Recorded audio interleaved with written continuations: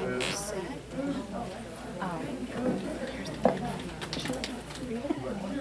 I just saw what William thought Daisy's name was. He thought it was this. Okie dokie. What he said. What do we say in Oklahoma? For corn sakes. What do we say in North Carolina? Whoop, whoop, whoop, whoop. Yeah, that's for Sharon, because we promised Sharon every time I talked, we would be sure and give her a good whoop, whoop, whoop. And I got her going on the corn sakes too, so she's really been very helpful to me. I'm really excited to be here. I appreciate you guys asking me to come. And I know everybody is wanting to hurry up and get partying, so I promise not to drag this out. I want to start off with a short little story. Did you hear about Sharon and her dog guide Watson when they went into Walmart the other day? No. I didn't hear about that one. Some audience Sharon- members are saying no. Sharon had her CNI dog Watson.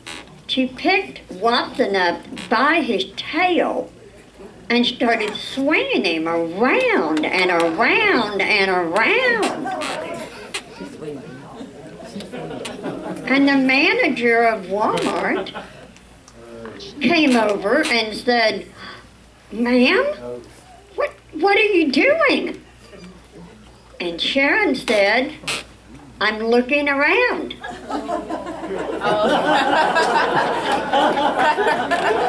Several audience members laughing.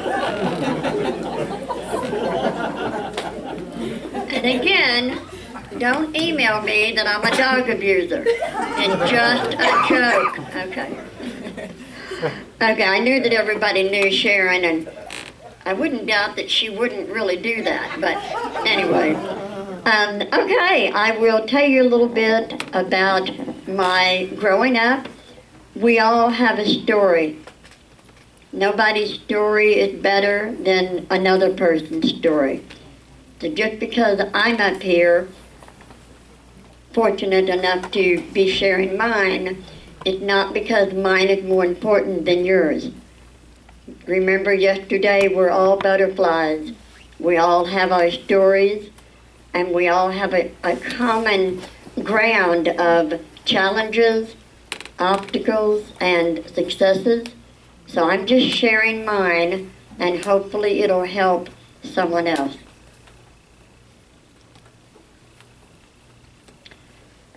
I was born and raised in Tulsa, Oklahoma, and I was born 56 years ago. The reason I tell you my age is because doctors didn't know a lot about blindness and deafness a long time ago. So when I was born, I didn't respond very well to light and to sound. So doctors told my mom to put me in a mental institute. In Oklahoma, they had a pretty well-known one called HISSOM, HISSOM.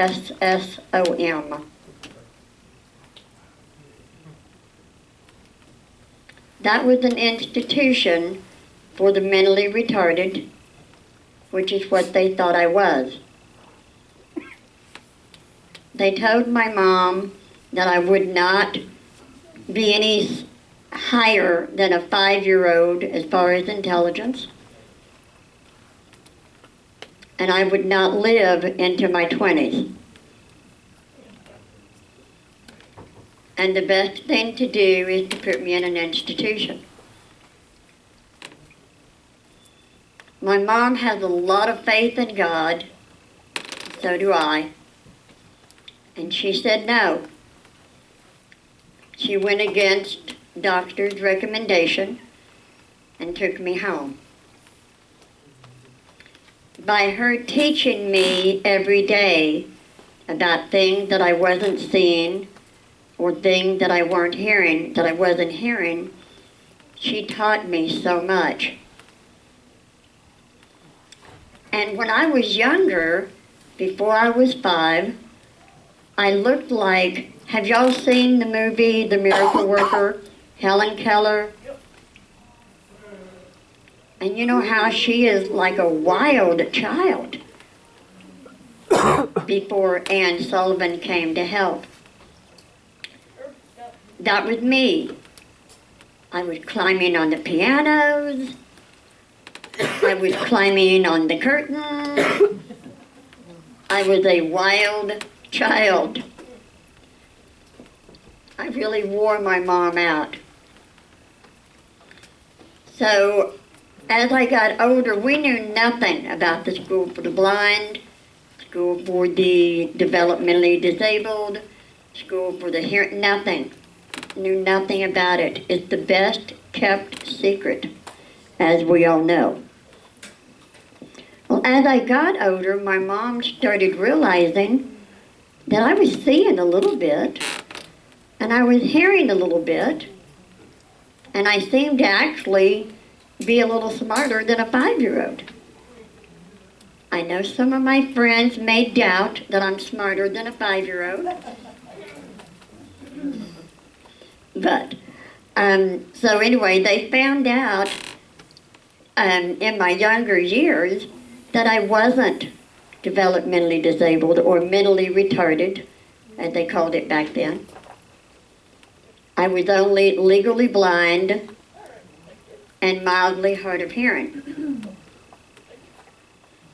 So I'm very thankful that my mom did not put me in the institution, because we all know that our environment has a lot to do with our nurturing and our growing. If she had to put me in HISM, the institution, I would have become mentally disabled, because they weren't very attentive in those institutions. My mom has went home to be with the Lord. She died in 2004. And I always give a thumbs up whenever I'm able to help someone, because she taught me so much growing up. She had a lot of faith in me, and so that helped me to have more faith in myself. So now I can continue and help others. So I always give a thumbs up to Mama. And I usually shed a tear when I talk about her, but it's a good one because she was my teacher. She found out about the School for the Blind, and I attended the School for the Blind. Finally, when I was in the 4th grade, another well-kept secret. And I only had a mild hearing loss then. I could hear, pretty good, just a little bad, but not real bad. And I was legally blind, so, didn't need a cane, don't really need Braille, I can see print. I hold it up close to my face. So at the School for the Blind, I did good. I made A's, and I was a cheerleader. Can you tell? Loud mouth I am, big mouth. Cheerleader, and I was, I did really good at the School for the Blind. And then I graduated in 1976, and I moved to Oklahoma City. I wanted to be Miss Independent. And I moved in with a roommate, and I'm telling you, life was different when you got out from the walls of the School for the Blind. I was in Oklahoma City, and I didn't need a cane, for corn's sakes. I could still see, right? So I walked around without a cane, and I was trying to cross the street. And I was having some trouble, and a guy walked up to me and said, "Do you need help crossing the street?" And I said, "Yes, thank you." And I started to get his elbow, and he said, You had a little too much to drink last night, huh, honey? I said, no, I just can't see very well. He dropped me like a hot potato, like I had leprosy or something. You know, he just, and that was it, he was gone. So my thought was, okay, if I can be more accepted drinking, and I can't be accepted as a blind person, I'll drink. So sadly enough, for the next 20 years, I really got into drinking, and I got into drugs. And there's frankly a lot of those 20 years I don't even remember. And I'm probably pretty thankful. Because a lot of times we don't want to remember some of the stupid stuff that you do when you've been drinking and too much drugs. And, you know, you don't think straight. You just don't think straight. You just make all kinds of wrong decisions. I was in and out of relationships, had no idea what love was. I didn't even love myself. And so I went through that for about 20 years. I was, at the time, of course, I had married an alcoholic. And I never considered myself an alcoholic. And I know that some people may, argue that difference. I never really considered myself an alcoholic. But I married one that, oh man, when he drank, the abuse started. And I remember having knee surgery in 1992. I had to have knee surgery, and I told my sister I didn't want to wake up. I just wanted the Lord to take me home. I was tired, I couldn't see, my sight had gotten worse, my hearing had gotten worse. I was in an abusive relationship. I had made so many stupid mistakes. This was not the life I planned for me. But I did. I woke up. And my sister was very glad. She said, "Welcome back."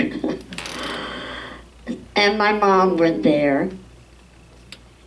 And I realized at that point, it talks in the Bible how to train a child in the way they should go.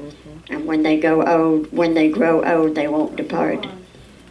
So I got back to my roots and realized who I was as a person. And I went back to college, and I got my bachelor's degree in human resource development psychology. I divorced the alcoholic husband, went on my own, and then I decided to go on for my master's in rehabilitation teaching for the blind. And all this time before I got my master's, I had never heard of any organization for the hard of hearing. I felt like such a half-breed. I wasn't just blind to fit into the blind culture or blind setting, but I wasn't deaf, so I didn't really fit over in the where do you belong? And that is what I think caused a lot of my confusion during those 20 years of drinking and doing drugs. I mean, I'm not trying to put an excuse on it, but you're just so confused. Finally, when I was getting my master's, I learned about the Hard of Hearing organization, American Association for the Deaf Blind, and all the different deaf-blind agencies and groups throughout many states. So I was very thankful that I was hired just in my last semester of getting my master's. I was hired with the Department of Rehabilitation Services in the Visual Services Department as the rehabilitation teacher for the blind. 6 months later, the deaf-blind specialist position came open. And my boss asked me if I would like that. And I said, yeah. I mean, you know, I'm hard of hearing. I was starting to learn more about the different, you know, organizations out there. I'm telling you, I didn't know anything 5 years ago about deafblind like I have learned throughout these last 5 years. And the more I learn, the more I realize I don't know. But it has been absolutely wonderful. And looking back, you know how we talked about how the butterfly struggles and shed that 4 layers of skin? I can see looking back. I learned how to finger spell manual, I don't know the correct term, manual letters, ABC manual finger spelling. I learned that at the School for the Blind, just because one of the teachers knew it. And I thought, oh cool, that looks neat. And me and my boyfriend at the time, probably the best guy that ever treated me worth a hoot, for corn's sakes, me and him used to do sign language across the table, or not sign language, but, you know, finger spell a little. Well, that was cool. Well, so here, 30 years later, how that has come to play and be such an important part of my life. So now I'm learning, you know, ASL. At one time I was living in Houston, Texas, toward the end of my drug and alcohol days, and but I did enjoy going to the Astros baseball game when I lived in Houston. I do remember that, thank God. That's the one thing I remember. And I remember one of my best friends was deaf. So we were like that see no evil, hear no evil. You know, I was the blind one, she was the deaf one. I told her what she couldn't hear. She'd tell me what I couldn't see. So we got along great. She taught me some signs. Well, I remember some of those signs from then, you know, now. So, you know, we have a way when we're shedding that layer of skin off, it all comes together.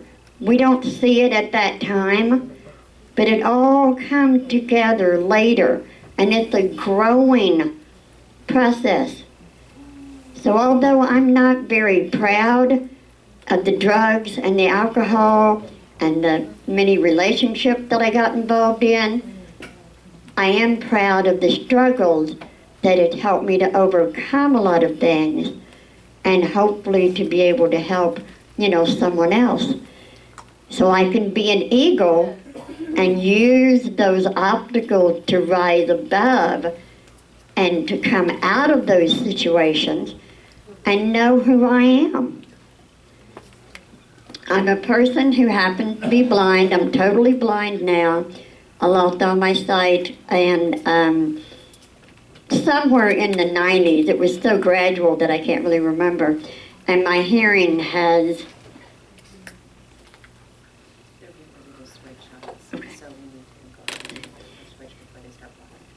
Okay. I'm gonna interrupt that sentence, do an interpreter switch.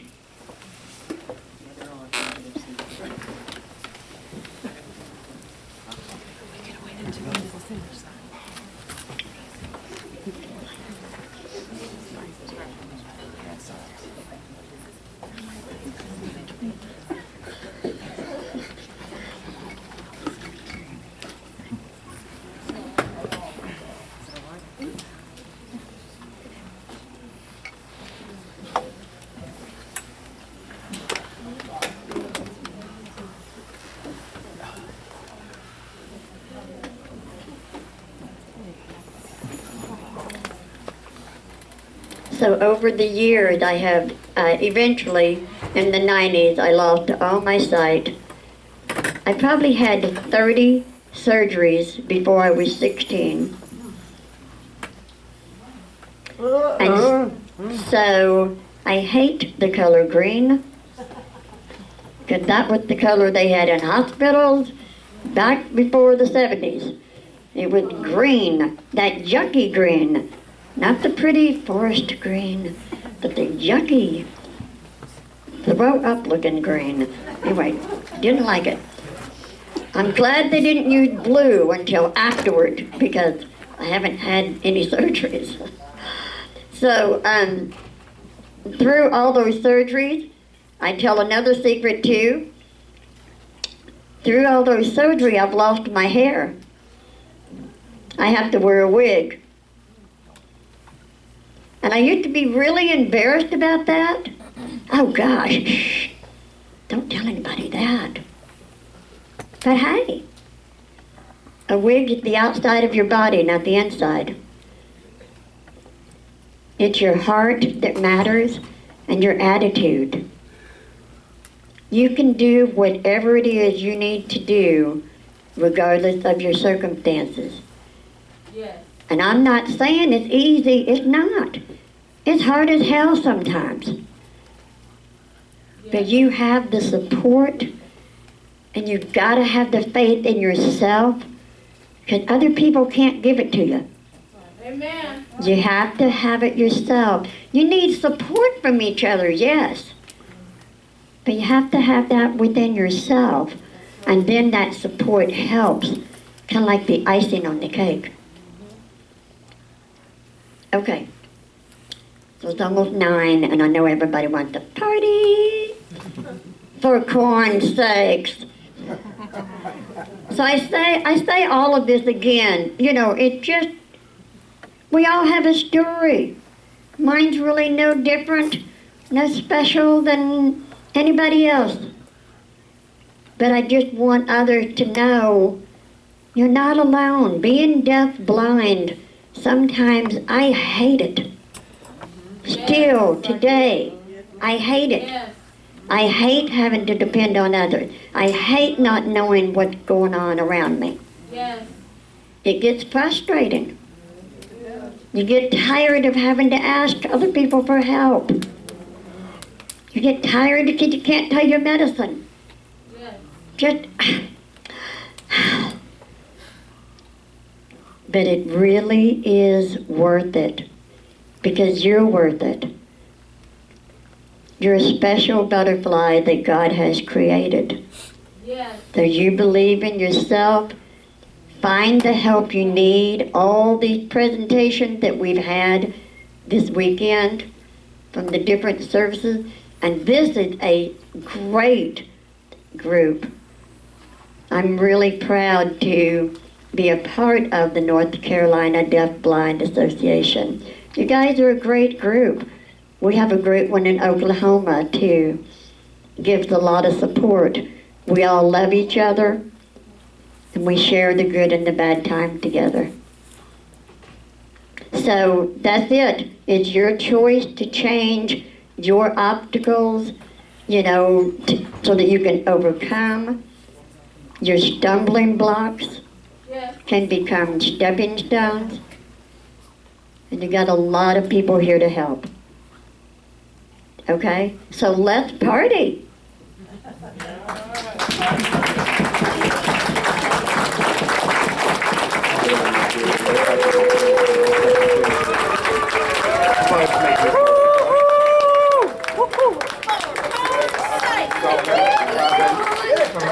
Jerry's saying for corn's sake.